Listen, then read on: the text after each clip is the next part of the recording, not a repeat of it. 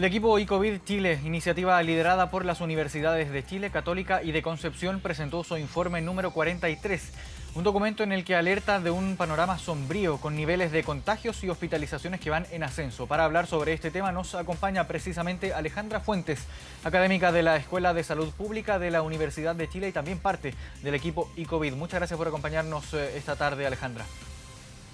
Hola, muy buenas tardes. Primero quisiera abordar este concepto que se acuña en este documento que habla de un panorama sombrío, bien desalentador, si es que vamos a las palabras meramente, si es que pudiera ampliar sobre este concepto.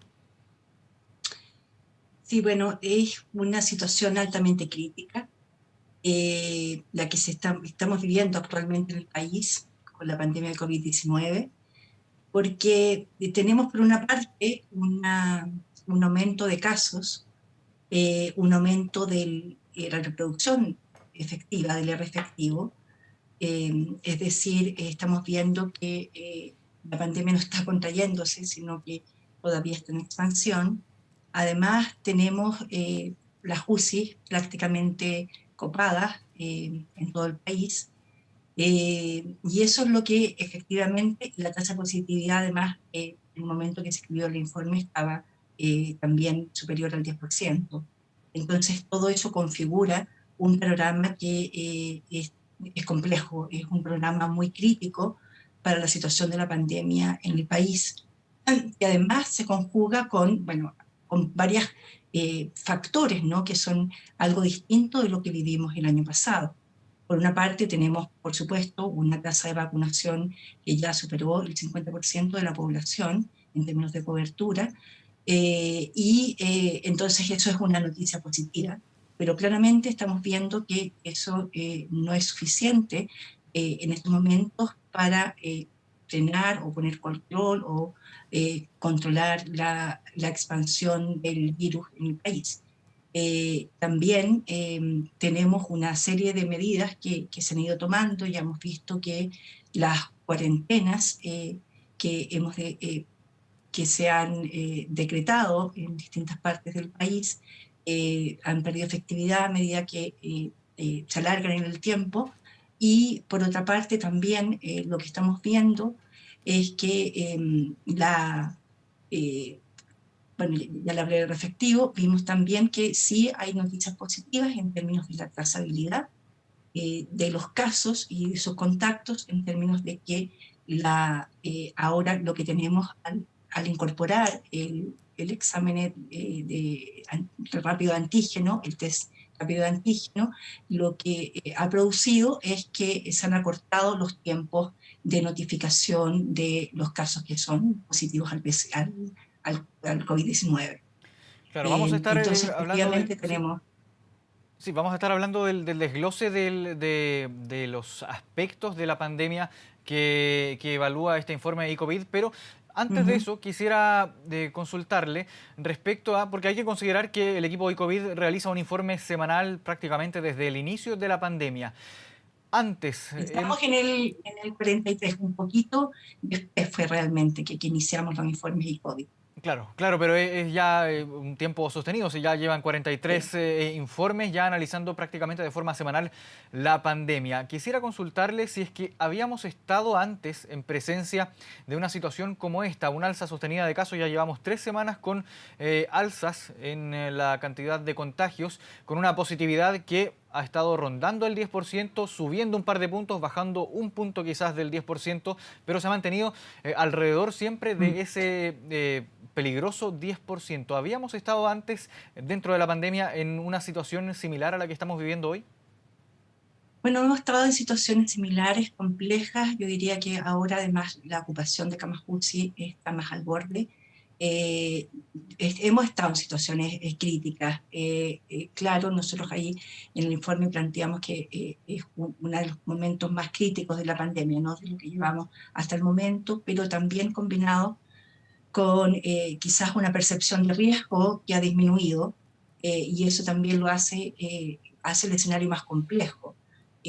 Por ejemplo, el pase de movilidad ha producido que la percepción de riesgo de la población disminuya, en términos de que si estoy vacunado, entonces puedo relajar las medidas y, por ejemplo, romper mi burbuja de mi círculo más cercano, ¿no? Y eso es complejo, especialmente que estamos entrando ahora a la época invernal, ¿no? Donde los comportamientos y las conductas que todos tenemos son distintas a cuando estamos en el verano. En el invierno estamos más en casa, en sitios más cerrados, tendemos a ventilar menos y eso puede producir evidentemente un mayor riesgo de exposición al contagio.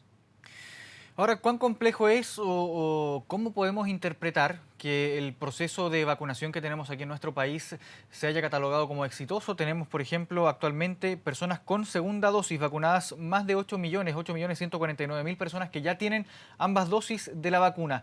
¿Cómo podemos interpretar que estamos con estas cifras de vacunación que se pueden considerar como altas? Sin embargo, la cantidad de contagios, la cantidad de fallecidos, la ocupación de camas críticas está en niveles críticos. Mm. Bueno, todavía tenemos a casi la mitad de la población, ¿cierto?, que no está vacunada, por una parte eso. Por otra parte, hay que pensar que el efecto de la vacuna no es inmediato y no es 100% en términos de contagio. Por supuesto que no evita el contagio, sino que evita la gravedad de la enfermedad y también el que las personas ingresen a la UCI o esté en condiciones de ingresar a la UCI, el agravamiento de la enfermedad. Entonces, yo creo que respecto de lo que vimos en la segunda ola, por ejemplo, en Europa, nosotros estamos entrando, o lo que está pasando más bien hoy en día en países en que podemos comparar, que han tenido también procesos exitosos de vacunación, y yo creo que en términos de cobertura y de rapidez de la vacunación, el proceso que se ha dado en Chile es muy exitoso, efectivamente. Pero lo que nosotros tenemos ahora es que estamos entrando, estamos en la época invernal y además se ha dado este proceso de vacunación con el relajamiento de algunas medidas por una parte y también, por ejemplo, con este pase de movilidad o el haber sacado, estamos viendo ahora lo que ocurrió hace unas 3 semanas atrás en términos de eh, cambio las medidas, por ejemplo, el salir de cuarentena, prácticamente toda la región metropolitana, y los comportamientos que vimos en términos de consumo y de ver a las personas en aglomeraciones, en lugares cerrados como centros comerciales u otros. Entonces, es una combinación de esos factores lo que podríamos tratar de analizar en esta situación que aparentemente, como usted lo señala, parece paradójica.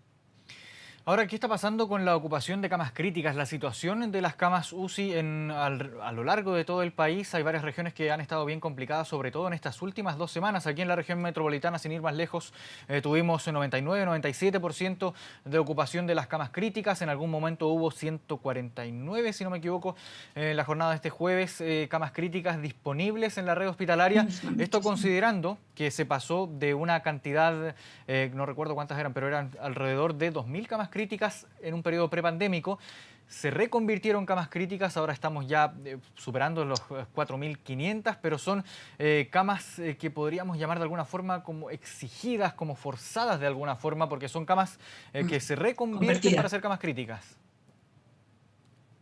Exactamente. Bueno, eso es evidentemente una situación que mantiene al sistema de salud y digo el sistema de salud considerando especialmente al personal de salud en una situación de alto estrés.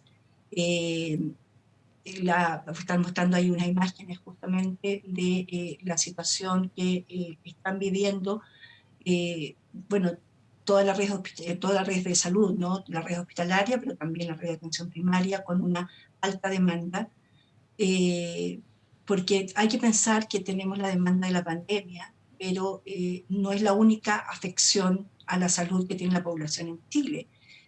Nosotros tenemos muchas patologías que han tenido que ser postergadas en términos de sus atenciones porque no hay posibilidad, por ejemplo, de hacer alguna intervención, ya que los pabellones quirúrgicos van a estar ocupados o porque no hay cama UCI disponible. Y por otra parte también hay que considerar que la situación de estrés y de alta demanda del sistema de salud se ve aún más eh, presionado cuando, por ejemplo, hay mayor movilidad de la población y las posibilidades de accidente o de que, sí, de que ocurran accidentes y que las personas entonces requieran atención de salud es complejo también. Eso también hace aumentar la demanda. Lo que tendríamos que hacer entonces es tratar de eh, evitar situaciones de riesgo para que no tengamos que entonces acudir a un centro de salud por ejemplo, un accidente, ya sea dentro de nuestro hogar o fuera de nuestro hogar. Cuando aumenta la movilidad, evidentemente también aumenta la posibilidad o la probabilidad de que los accidentes ocurran fuera del hogar, accidentes automovilísticos. Ahora, si hacemos un cruce de información, si consideramos, por ejemplo, que hemos tenido 3 semanas consecutivas de alzas en los casos, alzas también en la cantidad de fallecidos, una muy preocupante cifra de camas críticas, de ocupación de camas críticas, ¿qué podemos esperar respecto a este último tema, a la ocupación de las camas críticas para las próximas semanas, considerando todo esto que le mencionaba? Bueno, el comportamiento que hemos visto y lo esperado es que siga habiendo presión sobre el sistema de salud.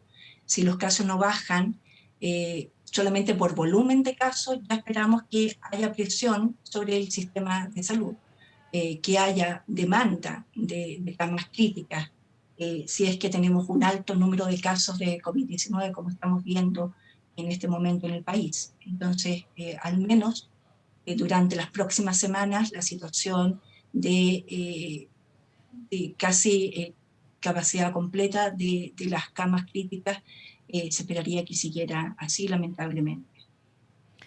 ¿Estamos ante una situación de colapso de camas críticas o nos acercamos quizás a una situación de colapso de la ocupación de camas críticas,